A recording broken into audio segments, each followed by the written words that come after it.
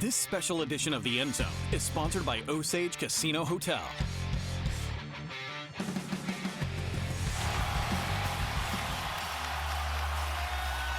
The Thunder have taken the NBA by storm. For the first time, the NBA champion resides in Oklahoma City. The storybook season is complete.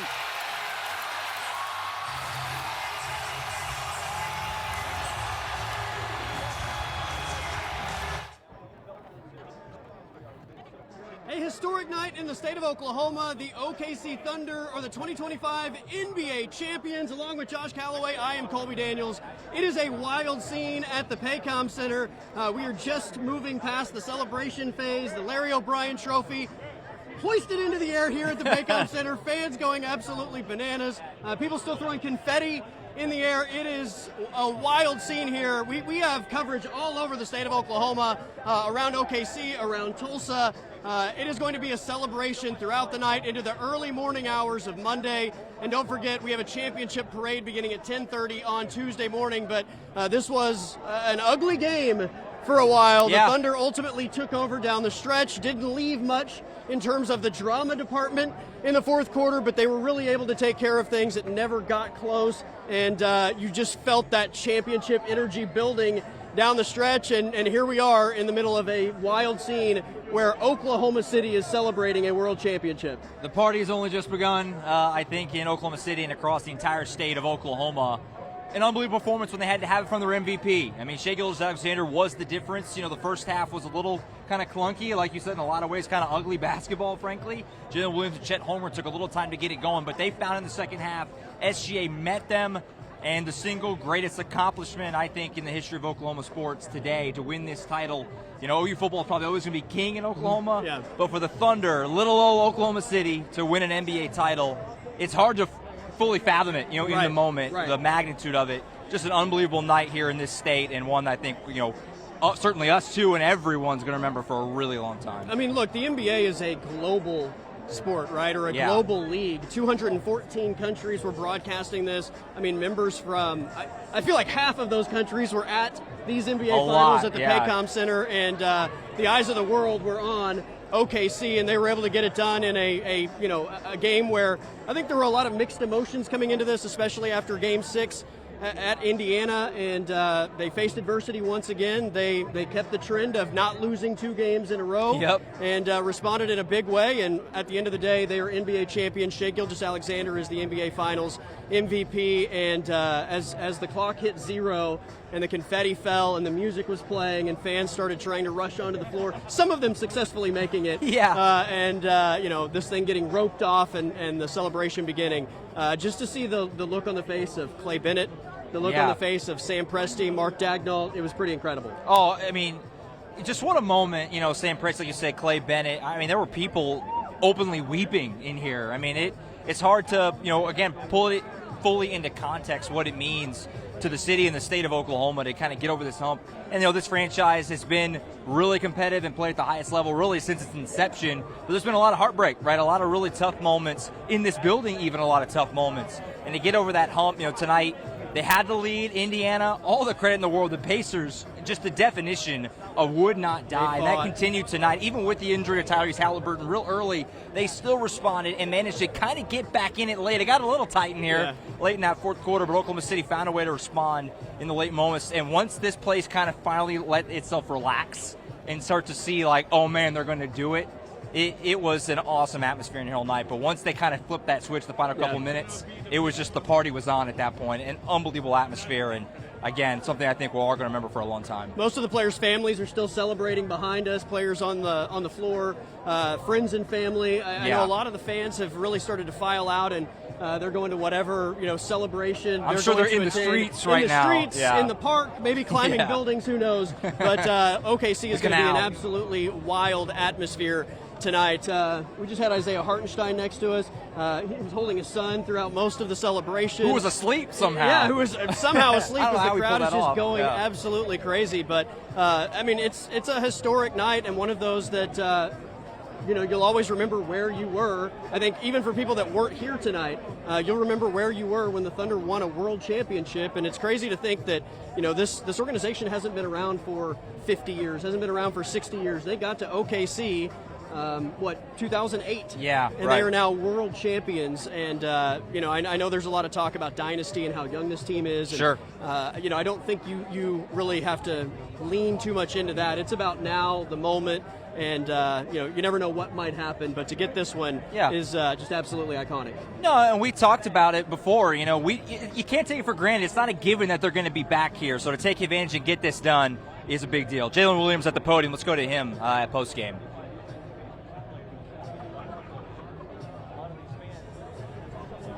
I think in a couple days I'll be able to come back down to earth a little bit. But right now I'm just trying to enjoy the moment. God's been extremely good to me. So I've definitely felt that. Coming off the court, just a lot of trials and tribulations just throughout my career, a lot of things that I don't speak on. He's been very good to me. So that was the one thing I reflected on so far. And then I had alcohol. So, pushing through that. On the right. Myron Patton, OKC Sports Radio. You guys have had some big third quarters before, but Halliburton hit that three right at the end of the first half. What was said at halftime, considering it was an NBA final? Oh, Nembhard hit the three. Was it Nembhard? Okay, yeah. Nembhard hit the three, yeah. But, no, what was the conversation at halftime for you guys to come out and force 7 turnovers, 18 points off of that, and really take control of the game? First, I want to say I hope Tyrese is okay. I haven't looked at my phone or anything to see what the thing is. Obviously, that changes the outcome of the game a little bit, or just changes the dynamic of the game. So going into halftime, a lot of it was not letting up because he's not playing, and then 2, just don't panic. When you're that close to a goal, you got to understand the other team is feeling the same way we are, and I think that gave us a lot of confidence to go out there and just play through being nervous and. Damn, I lost my train of thought. In halftime, obviously Halliburton not being there, just trying to keep doing the things that were getting us there all season. So playing hard defensively, trying to get stops, taking it one possession at a time, and then just as the game started to wind down a little bit, it's easy to take your foot off the gas and not pay attention. So we did a good job of course correcting the first half, and I thought our defense was actually pretty good the first half too. So just trying to maintain our energy throughout the whole game. Jenny over here. Jalen, Jenny Carlson with the Oklahoman. Talk me through those last few moments on the court for you. You went down to the far end by yourself. What was sort of going through your mind? And then to walk off, you and Mark had a long hug, I assume, you spoke very passionately about his role for you yesterday. Just kind of talk me through that whole sequence for you. It's a blur. Like I said earlier, I was just very, very blessed to be in this situation. So a lot of that emotion definitely hit me a little bit.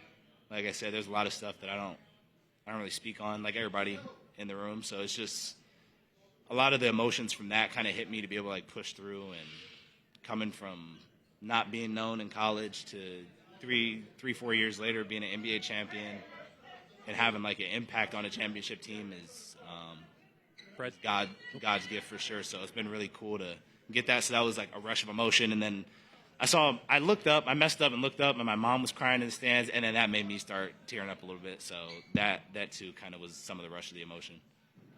Fred over here, second row. Jalen, you keep looking at that trophy in the middle of all your answers.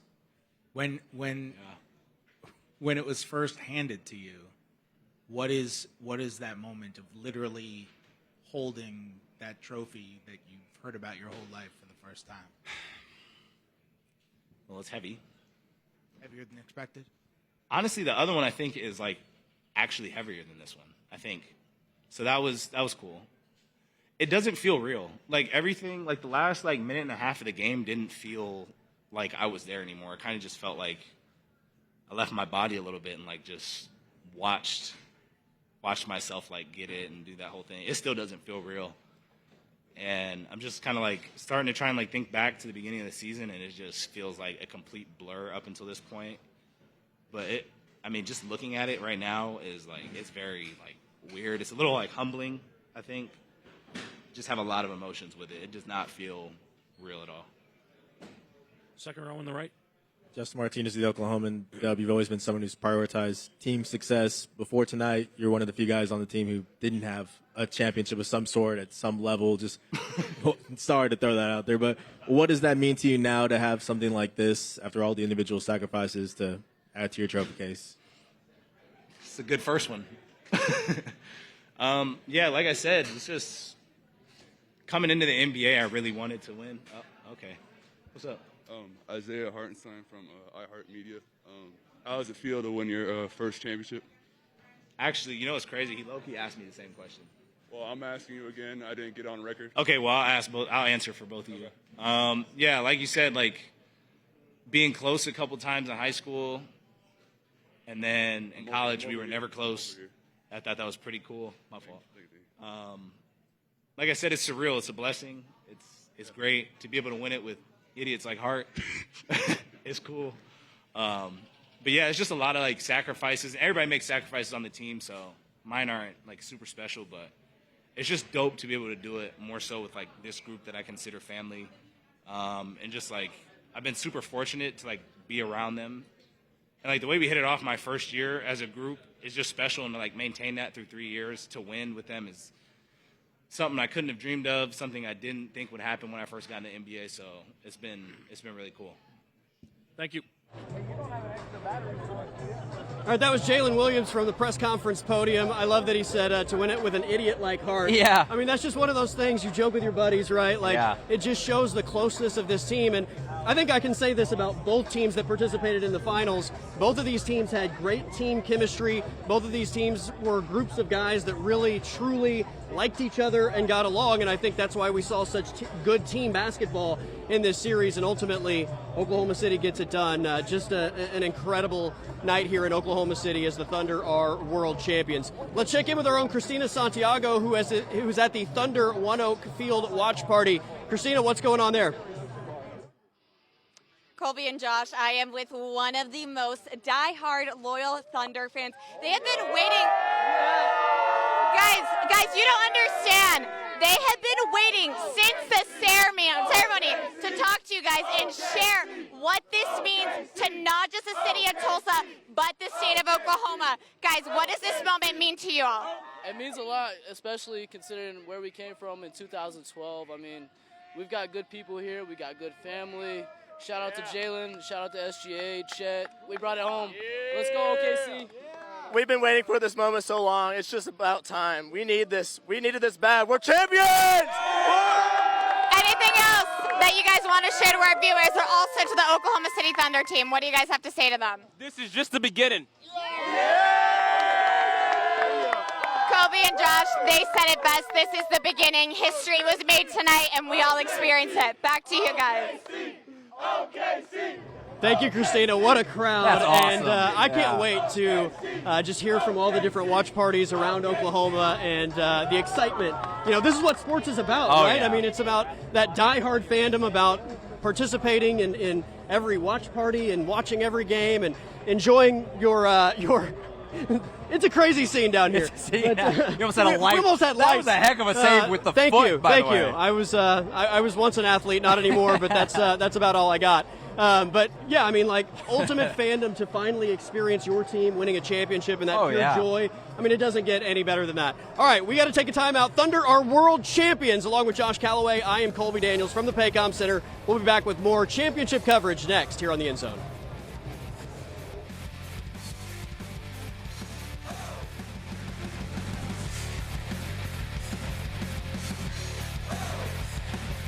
A bunch of different teams. Shea's had so many moments late in games where he just seems totally unfazed by the moment. What's your perspective of his composure? Where does that come from? How's that trickle down to the rest of the team? I think he has a unique mindset. I think he gives us a lot of confidence, just how, I mean, like we say all season, he's always 0-on-0. I don't think he ever gets too high, he gets too low. A great leader on and off the court. But then he also puts the work in. I mean, if you see him on a daily basis, the work he puts in on and off the court, the way he leads. I mean, yeah, like you said, I've been with a lot of players, I've been with a lot of superstars, but just how egoless he is really makes him special. And, yeah, I mean, I wouldn't have thought it when I played with him in the Nike Hoop Summit that he would be now MVP, Finals MVP. And so, again, you have to respect his work ethic for sure. Tanya? On the orange, she's been raising her hand the whole time.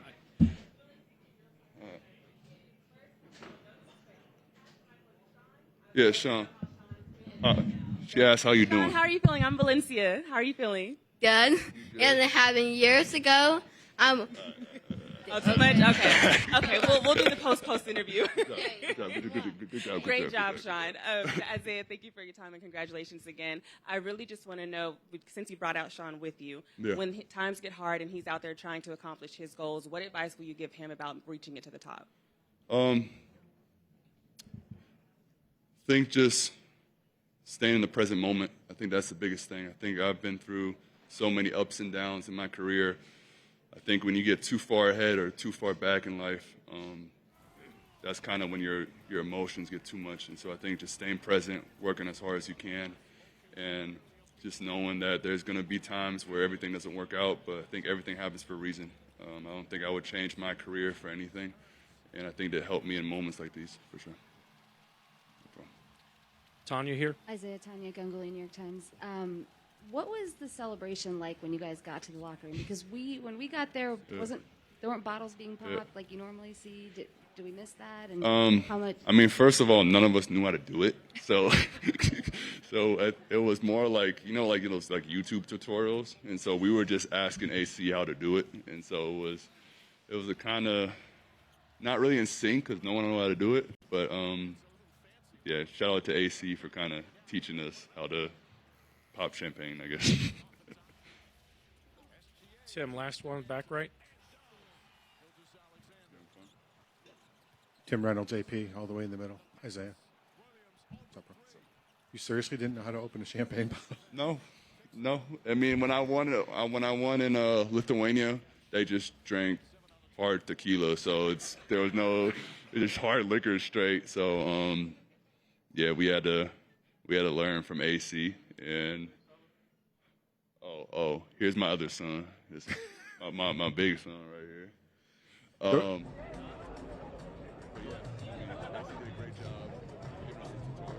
And so, yeah, we're grateful for him. And so, I had a real non-alcoholic question as well. You guys, you won 84 games. Yeah. Only 2 teams have won more than that.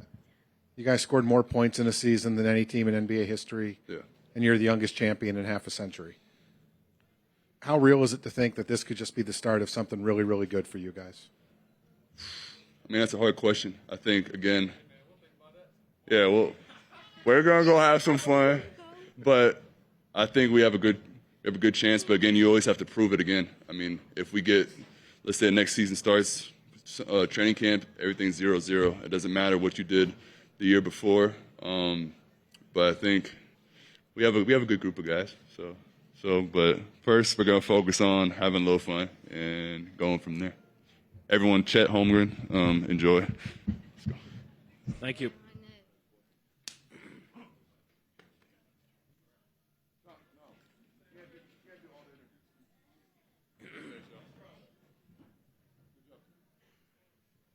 He is making his way into the press conference podium. Yeah. He's on his way. He's obviously in the room. He just hasn't sat down yet. Maybe he's getting word of all the people jumping into the river in Bricktown. But here's Chet Holmgren from the press conference podium.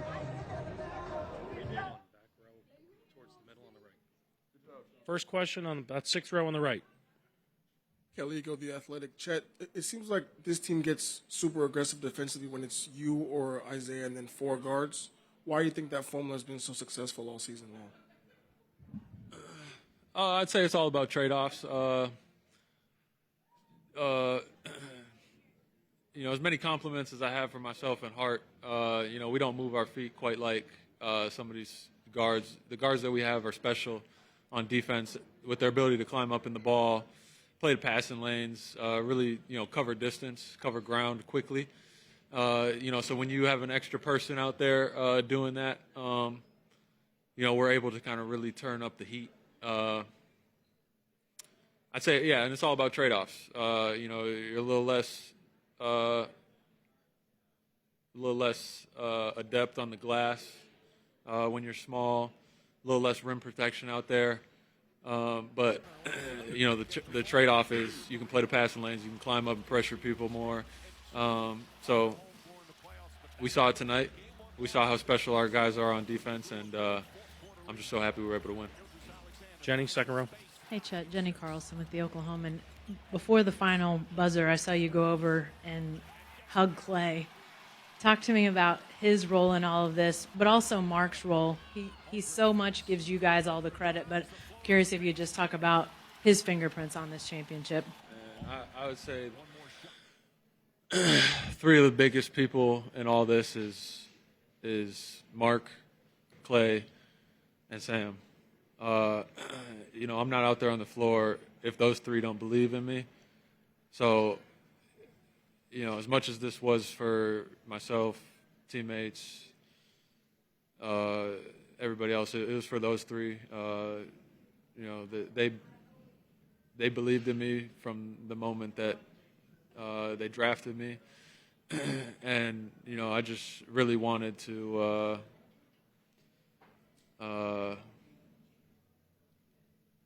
I don't even know the words. I really just wanted to, I guess, make them proud or validate their belief in me. This isn't the end of the road. We have a long ways to go as a team, and everybody understands that. But this is a huge moment for everybody here, the city, the fans, Clay, Sam, Mark, all the players, the support staff, and I'm just so happy for everybody that we can kind of share this moment together. Right here in the front. Martin. All right, that was Chet Holmgren from the press conference podium, the world champion press conference podium, as it is quite the scene here. Just, I think the overall joy on the face of pretty much every human being inside the Paycom Center is incredible. Speaking of just uncontrollable joy, fans jumping into the river in Bricktown. What a scene it is around the OKC metro area right now, and obviously, as we heard earlier, in Tulsa as well. But jumping into the river, I don't know what is at the bottom of that river. I did hear the mayor, David Holt, say that they do clean it out once or twice a year. But that seems a little... I hope if you're jumping in the river, you got that? shots of some kind, right? Yeah, it's a little gross. I wouldn't do it. But, hey, you win a championship. There are no such things as gross. You kind of just go for it. You do whatever.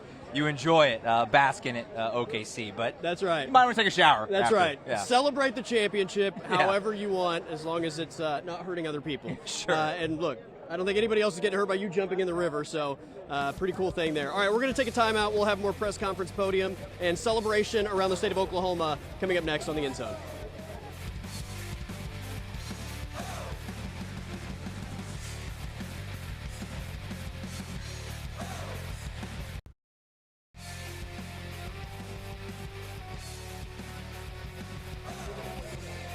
The Oklahoma City Thunder are the 2025 NBA champions. It took 7 games, but the crown is in OKC as they're able to win this thing in front of an incredible Paycom crowd, Josh, that was really electric from the time the doors opened all through the game. I know that at points in this game there were kind of lulls where neither team was playing well, but I thought the OKC crowd brought the energy. They certainly kept this team going in some of those lulls, and ultimately smiles on everybody's faces. Just awesome to be inside this arena tonight as OKC has clinched the championship. Yeah, it was absolutely on fire in here. And give credit, there was a pretty good Indiana contingent that made the trip from Indianapolis.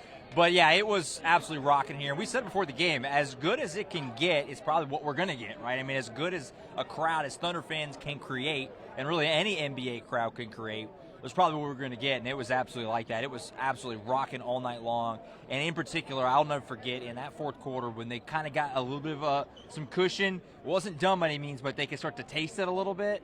That timeout, it was absolutely just a scene in here, man. It was something that I think everyone's going to remember for a long time. It was an all-time crowd, which we kind of both thought it would be going in. Yeah, there were definitely moments where I thought this is the loudest I've ever heard the Paycom. A couple times were before the game, And then there were a couple sequences within the game. I think one was J-Dub hitting a 3 to go up 9 in the second half. Is that the one that had the funny bounce? Yeah. It was pretty incredible. But yeah, so many big moments I think tonight where the crowd just went absolutely crazy, and then pretty much from the final buzzer until I don't know, maybe 10 minutes ago, it's been pretty wild in here. Fans are starting to get out of here now and go find their celebration throughout Fair where the they're night. going to go. It's a scene out there. I'm seeing the videos. Looking at my It Twitter looks timeline, nuts. I mean, all over the place, there are people just going nuts. And, I mean, still players roaming the court and friends and family and everybody just kind of soaking in the moment and, kind of having a chance to exhale a little bit. All right, I believe we have Grant Palmer, who is somewhere in OKC as one of the watch parties has been moved. And Grant, what are you experiencing in terms of just Thunder fandom now that the championship has been clinched?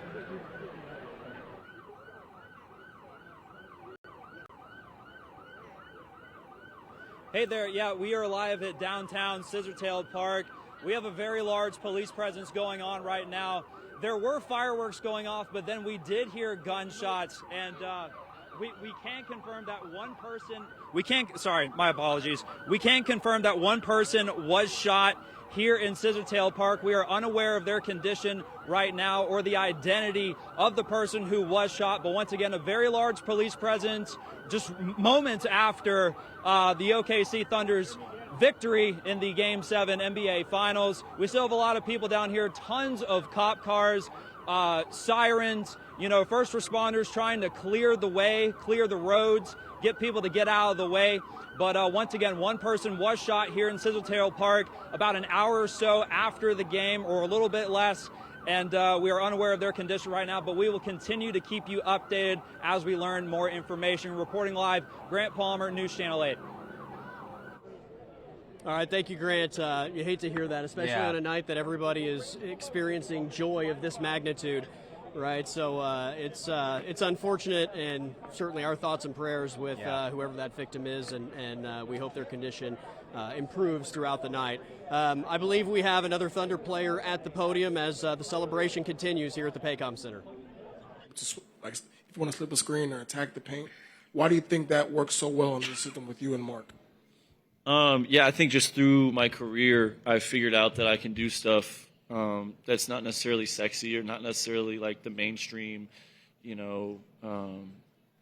offensive skill set or even defensive skill set that people recognize. And I kind of just leaned into it. I kind of practiced being great at the stuff that nobody else does and carving a role for myself in the league. And I think through the years, I've just kind of perfected that stuff. Tim, all the way in the back.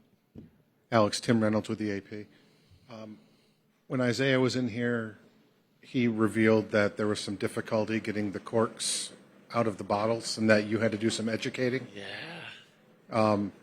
Is there any more of a better indicator of how young of a team this really is? Yeah, and we didn't do it all at the same time until like the third try. I tried my best when we got in there. I was like, all right, let's get a head count. Like, let's make sure everyone's here before we do the first one. And through the learning experience of taking the foil off, undoing the metal, and having the cork ready, there's like 3 or 4 guys that popped their corks, and then it happened again, and we were like, all right, look at Flag's baby! Look at Flag's baby in the back! We went through the process a couple times, and eventually we got everybody on the same page. But it was a good first try. We'll get some rest, reset, try to go again next year, and see if we can do it again, and we'll be better. We'll be better next year. A real question as well, if you don't mind. A championship is a championship, but there were 70 people in the gym when you won your first one. Yeah. How much better? Does Probably this like one 150, feel? but maybe 100, maybe even 200. But maybe. How much better does this one feel? Yeah, now I got a real one. Now nobody can say anything. Yeah, I think just because of the way the team is constructed now versus the team I had in 2020, like it was much harder with this team just because of the experience, right? And everybody talked about you need experience to win a championship, and you need this, that, and the other. And I said multiple times through the postseason with this team that the good basketball is good basketball, winning basketball is winning basketball, and the best team can win no matter what happens if you go out there and execute and do the stuff that you need to do to win the game. And I think through the playoffs, this team grew up and learned on the fly, which most teams have to learn through losses and learn through defeat. And I think this team learned through success. And it's a unique capability to be able to do that for, 21 to 27-year-old kids.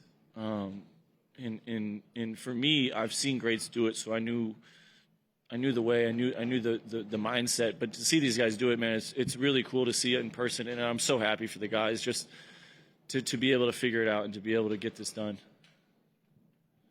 Howard on the left. Howard Beck from The Ringer.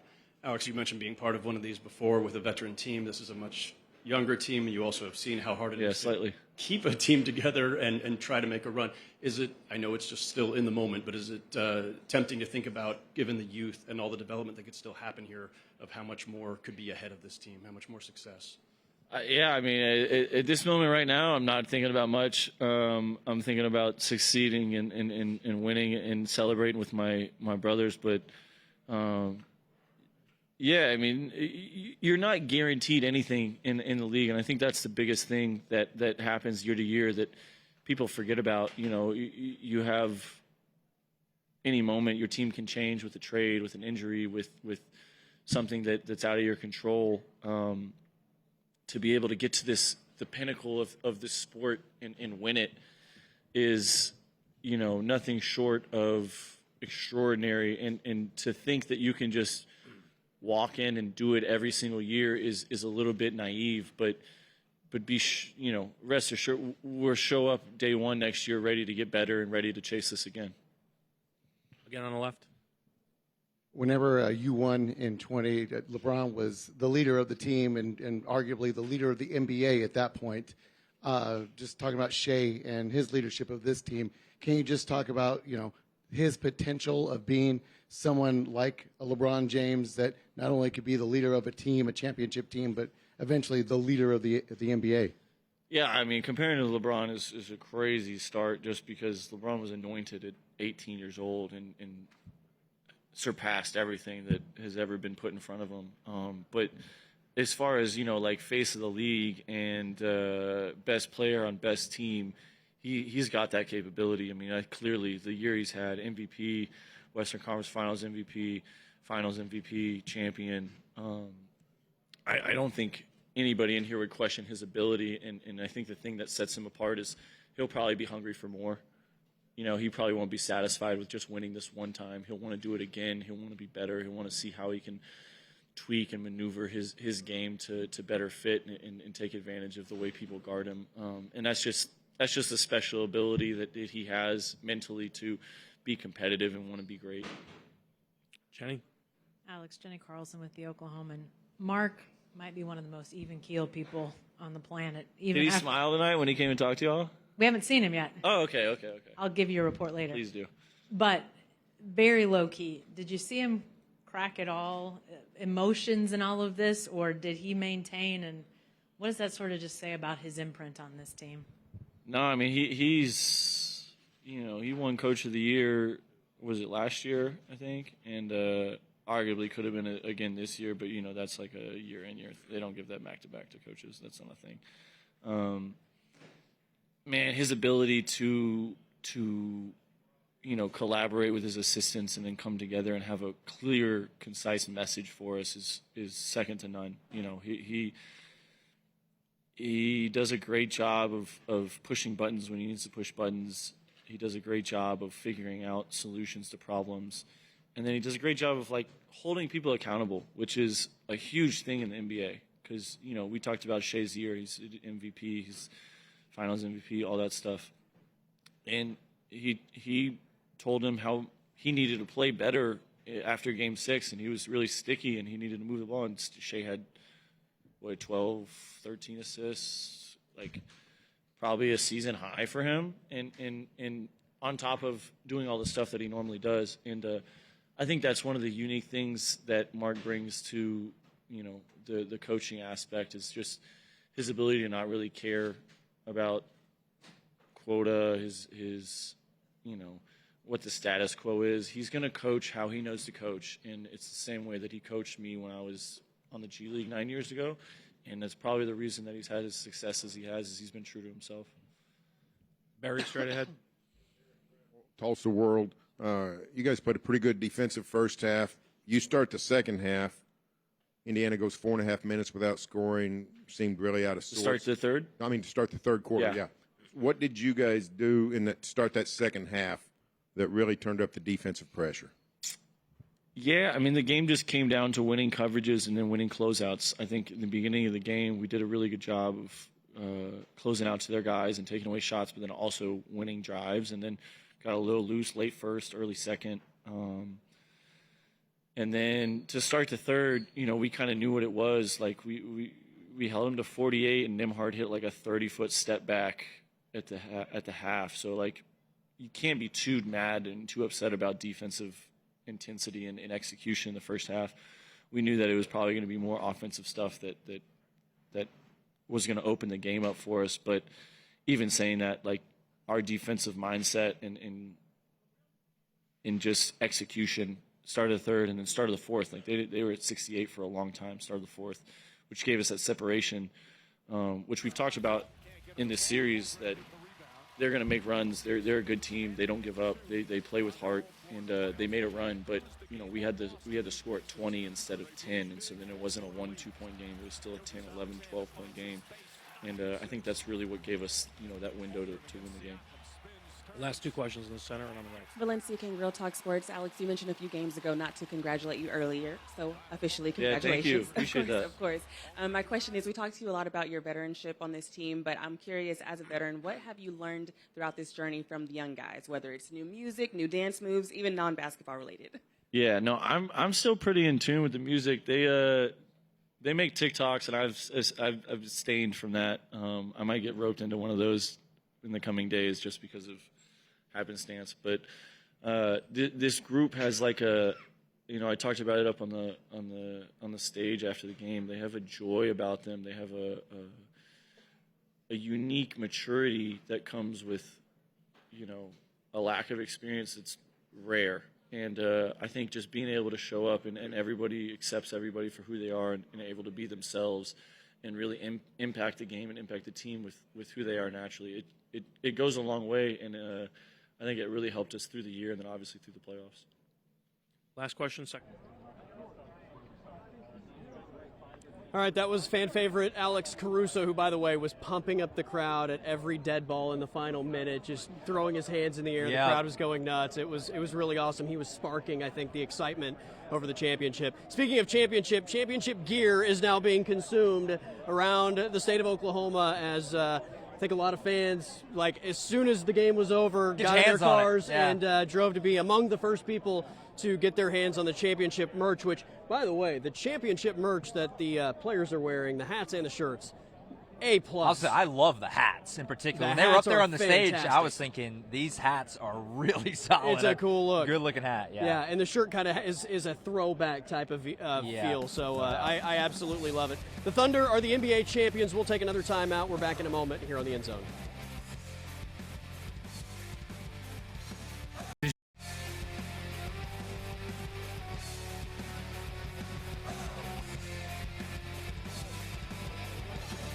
The Oklahoma City Thunder are NBA champions. Josh, it feels surreal to say that. Even as the Paycom Center is starting to clear out, they got it done.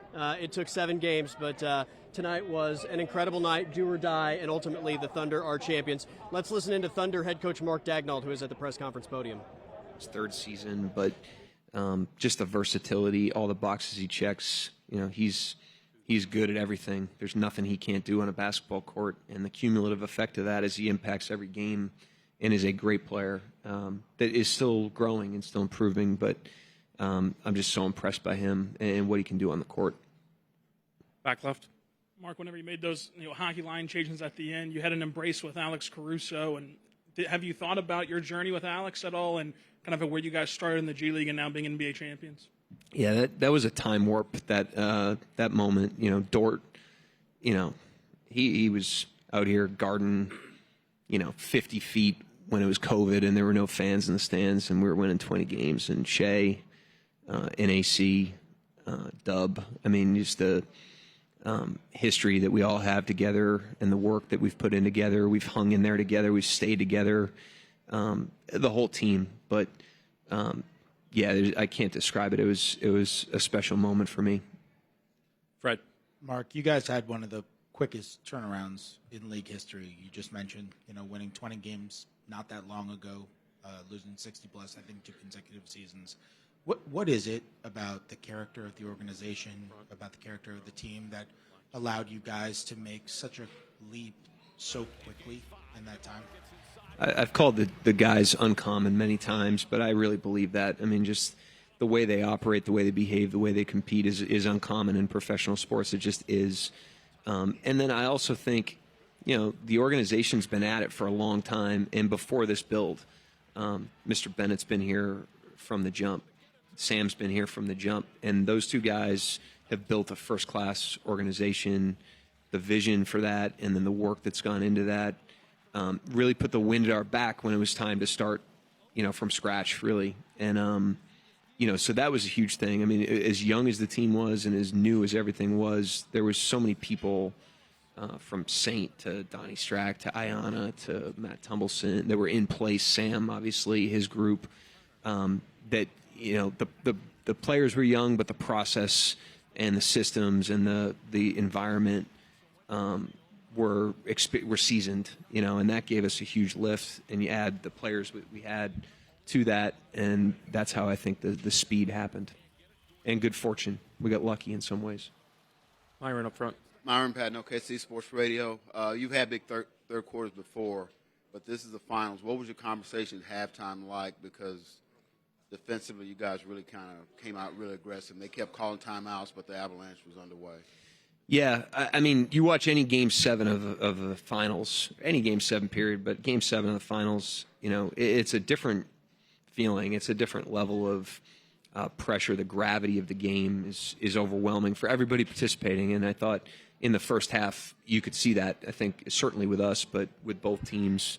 And, the whole run, I've just tried to help the guys just be who they are. That's all we needed to do, is just be who we are. And I thought the tone at the beginning of the second half with the offensive rebounds, and it set a great tone. And then the offense started to come around. The defense sustained. And obviously that was a huge, huge run for us. Tim in the back center. Tim Reynolds with the AP. Mark, I'm going to take a risk and ask you about your least favorite topic, which is yourself. A lot of people have coached this game, and only 8% of them have won a championship. What will this mean to you? What will it mean as far as your journey and the fact that you probably proved a lot of people right and a lot of people wrong along the way? But what will this one mean? I'm incredibly grateful. I'm grateful to Sam and Mr. Bennett for the opportunity. Grateful to the players, and I just feel such a sense of responsibility when you have a team like this. Everyone says, the team's hard to coach, and usually that has a negative connotation. But when you have a team that's this talented, this committed, this professional, this competitive, this willing to sacrifice, that's the ultimate pressure on a coach, because you want to serve that, and they deserve that. And that's what gives me the most pride right now, is that I feel like I was able to do that for them, because they deserved all of this. So that's really what I'm feeling right now. Second row on the right. Guilherme Sacco from ESPN Brazil. Coach, congratulations on the title. Thank you. I know that you didn't have the time to reflect about it, but you guys just went through one of the best final series ever, like in terms of basketball play. You are one of the brightest minds of basketball right now in the world. How did you see the whole series, like the level of basketball that you played, that Indiana played? How did you see the series going on? I mean, I think it was great for the league and the product, for two small market teams that have never won a championship to have the type of series that we did. It was hard to appreciate that because it was just so hard in the moment. But one thing I learned is, you don't really. It's hard to get to your ceiling as a team in the playoffs when you're playing great teams over and over again. It's really about how high your floor is. And I thought was the mark of our team. I mean, you have to really grind it out, and it's an endurance race. And you have to be able to win in the mud. You have to be able to win ugly. You have to be able to gut it out. And that's what we did. The team did an unbelievable job of that. Valencia. Valencia King, Real Talk Sports. Congratulations, first of all. Thank I'm going to circle back to a phrase I mentioned to you a few series ago. Be where your feet are. Both Shea and J-Dub said that. In 3 words, can you describe be where your feet are? How are you feeling right now? Yeah, I mean, I think the team did a great job of that. I mean, we lost a tough game at Game 6. We went there to win. We really felt good about that game, and we did not perform well. And you're coming into Game 7, anything can happen. And I thought the team did a great job of just staying present in the game, even when we're down 1 at halftime. The game was not easy for either team, and I just thought the guys did an unbelievable job of rooting into the moment, trying to win the next possession, just let the game unfold the way it does. And the guys have done a great job of that all year. They did a great job of it tonight. Michael Martin, Let's Talk Thunder. Mark, over the course of your tenure, you talked about being 0-0, give or take 1,000 times. I wanted to ask, after winning a championship, can you acknowledge that you're 1-0? Yeah, I mean, those are you got to have those themes, and this team responds well to those things. If you put the right thing in front of them, they really take to it. And I think that's the right thing. It's the right way to approach competition, but these guys bring it to life. With the way they play. I mean, you could talk about it all you want, but it comes down to how you perform, and these guys perform like competitive monsters. Thank you, Coach. Congratulations. Yep, thank you, guys. Appreciate it.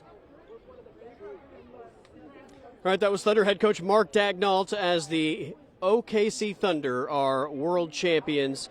They win the NBA Finals in 7 games. Still a celebration on the court. I think there's still a few players on the other side of the court that are still, talking to family members. I know J-Dub and his brother Cody Williams, who plays for the Utah Nobody's Jazz, in any rush. are on Put the it other that side way, of the court right now. Just kind of, I think, rehashing what went on in this series, and that the older brother is now an NBA champion, Josh. It's pretty crazy. It is. It's awesome. It was really cool. Did you see also SGA with his son, obviously, and his wife? They were taking photos with both the Finals trophy and the MVP trophy. Just cool stuff. Cool scenes all around here right now. Yeah, it is a fun night here on the floor at the Paycom Center as the OKC Thunder are the NBA champions. We'll take a time out. We still got to hear from SGA from the press conference podium and much more here on the End Zone.